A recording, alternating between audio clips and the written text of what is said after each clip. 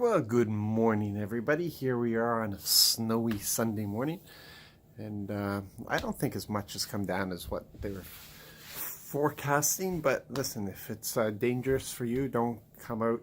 We'll broadcast everything this morning, and had to laugh because it made it the news.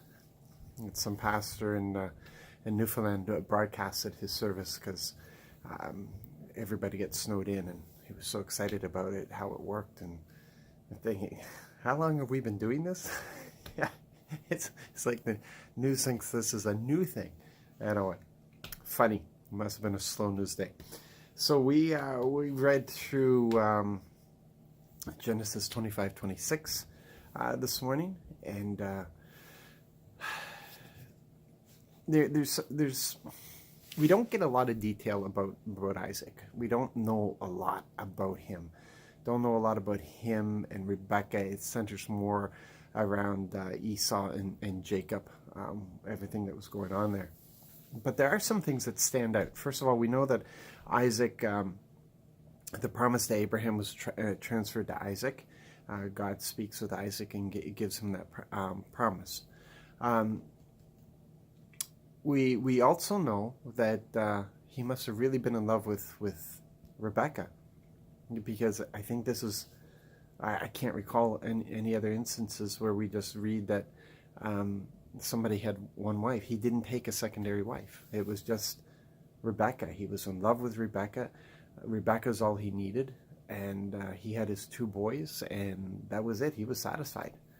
He seemed like a very simple man. He was his great pleasure was eating wild game. That's his great pleasure. And his wife knew how to prepare that. He had an older son who knew how to hunt, and so he was a contented man. We also see here that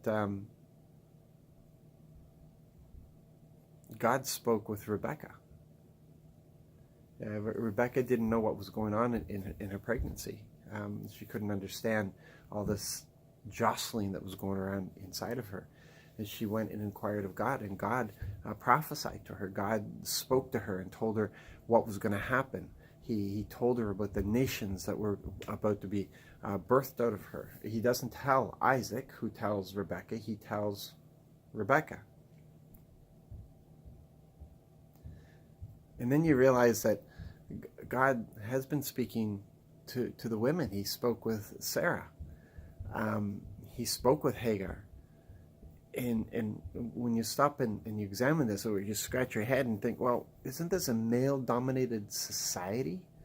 Doesn't God just speak through the males, and the males then have the responsibility of explaining it and disclosing it to their wives? But we see here that he actually had a personal relationship with the women. He spoke directly with the women, which falls in line with what we've been studying at church, and we understand that he created humanity to reflect his nature, and he created the male and female. So the male reflects the male nature of God, the female nature of God. Everybody's at the table, and so even though there's a dominance here by the male, it had to do more with strength and power and wielding swords and that sort of stuff. But when it came to relationships, it was there was an equality there. The culture may want to try to dictate to God, but God stays the same, and he saw people as people, and we see that in Jesus. In Jesus' life, he treated everybody the same. He treated children the same, and men the same, and women the same. He treated everyone the same. And this is who our God is.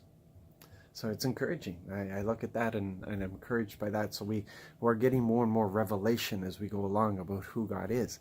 And if you can set aside what you know and you just look for the revelation as we go along, you can see how it's building and increasing. It's really fantastic. So listen, have a blessed day. If I see you today, then that's great. If not, I'll see you online. God bless.